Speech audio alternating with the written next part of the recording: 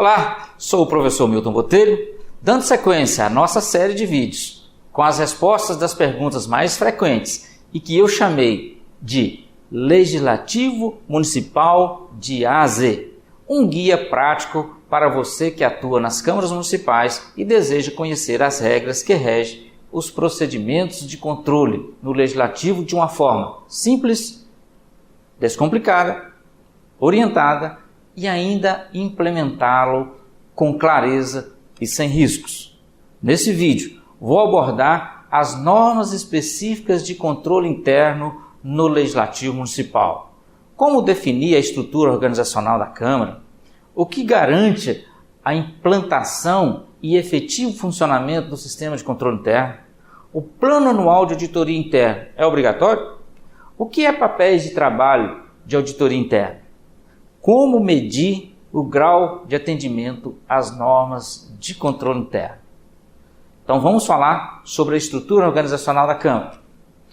Por se tratar de uma organização interna dos serviços da Câmara Municipal, a estrutura administrativa, como é chamada por alguns especialistas, deve ser definida em resolução legislativa, enquanto o plano de cargos e vencimentos é objeto de lei municipal.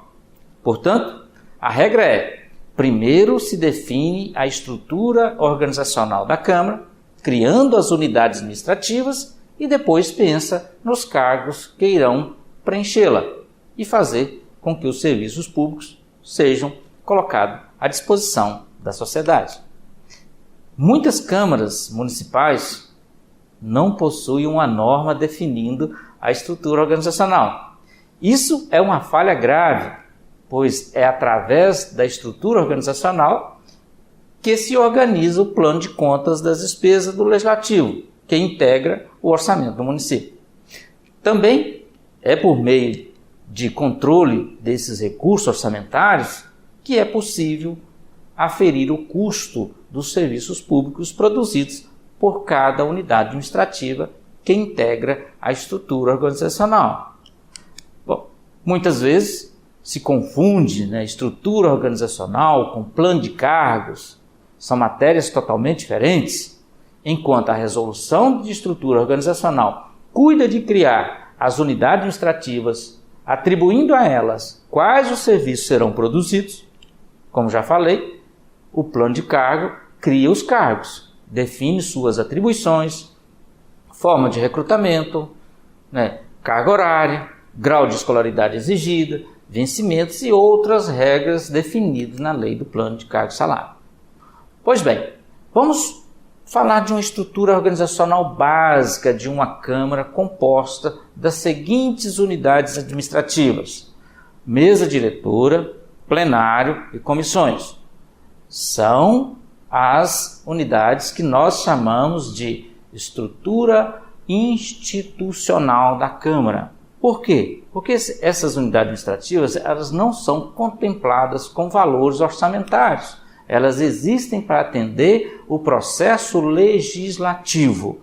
Já a parte administrativa, que nós chamamos de estrutura organizacional, para fazer com que a Câmara tenha os seus serviços públicos garantidos através de recursos orçamentários previamente definidos em ato específico e constando da proposta orçamentária do município. Essa estrutura básica ela é composta das seguintes unidades administrativas: Gabinete do Presidente, quando possível, de acordo com a realidade de cada município, também o Gabinete dos Vereadores, controle interno. Percebe-se que eu não estou falando sistema de controle interno, estou falando controle interno, porque o sistema de controle interno no município é o único, como já mencionamos no vídeo anterior, e no Poder Legislativo é o controle interno.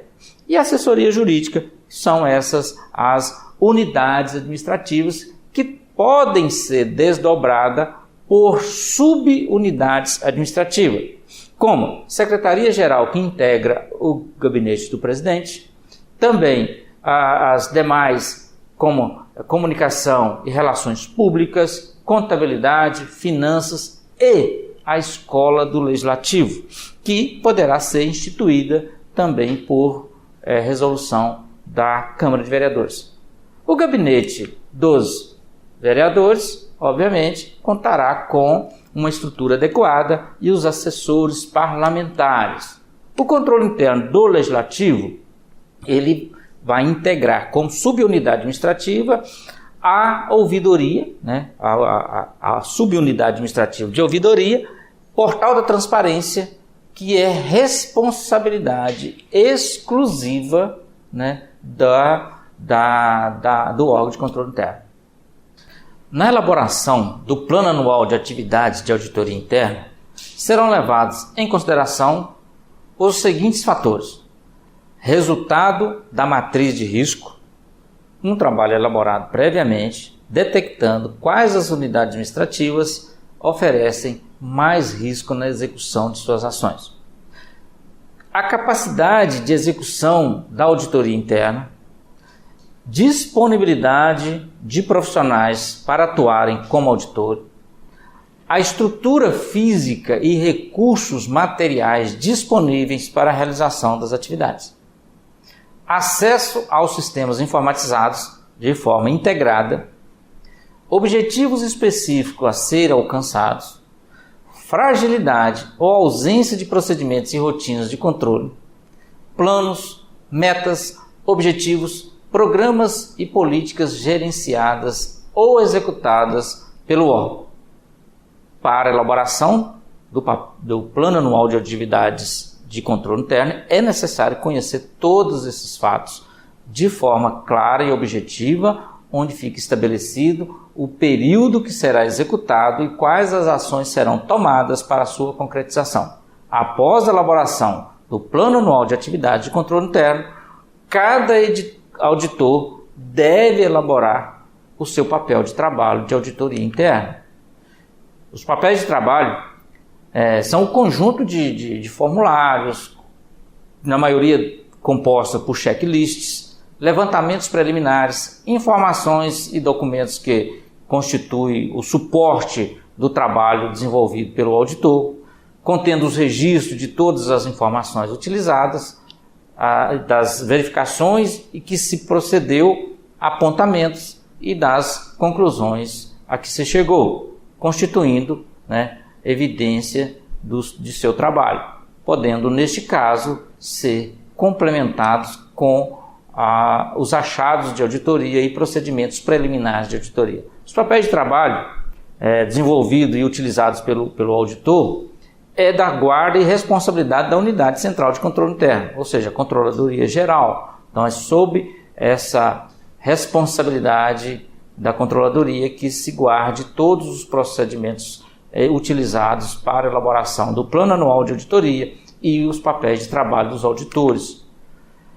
Para a elaboração do papel de trabalho, o auditor examina com critérios próprios a estrutura da unidade administrativa, avalia a normatização, ou seja, os procedimentos e rotinas implantados, definida com antecedência, obviamente, e tomará como base o Plano Anual de Atividade de Auditoria que foi aprovado no exercício anterior para ser executado no exercício seguinte. Feito tudo isso, a unidade administrativa de controle interno ela deve aferir qual o grau de atendimento das normas de controle interno que foram implantadas previamente, cada unidade está cumprindo. E ela vai adotar metodologias para conseguir medir esse grau de atingimento. Então, a unidade de controle interno ela poderá adotar certificação de pleno atendimento dos procedimentos de controle, como forma de motivar o atendimento aos procedimentos e rotinas de controle interno implementados. Cada unidade administrativa executora que integrar a estrutura organizacional será avaliada conforme critérios adotados pela Unidade Central de Controle, conforme o grau de atendimento das normas propostas, e a unidade receberá a certificação, que tem como finalidade atestar o cumprimento das normas e procedimentos de controle interno, buscando a excelência e a eficácia nas ações de controle interno. Bom, poderão ser adotados ainda os sinais compostos de cores, certificados emitidos por unidades administrativas, que atingir o grau máximo de cumprimento das normas de controle interno. É uma forma de premiar e certificar que os procedimentos de controle interno foram devidamente implementados e obedecidos. Isso é de suma importância para garantir que realmente a eficácia do órgão de controle interno está sendo verificada. Bom, gostou das dicas desse vídeo? Não perca os próximos. Siga as minhas redes sociais para continuar tendo acesso a mais conteúdo como este. E se você gostou, compartilhe com quem precisa conhecer este conteúdo.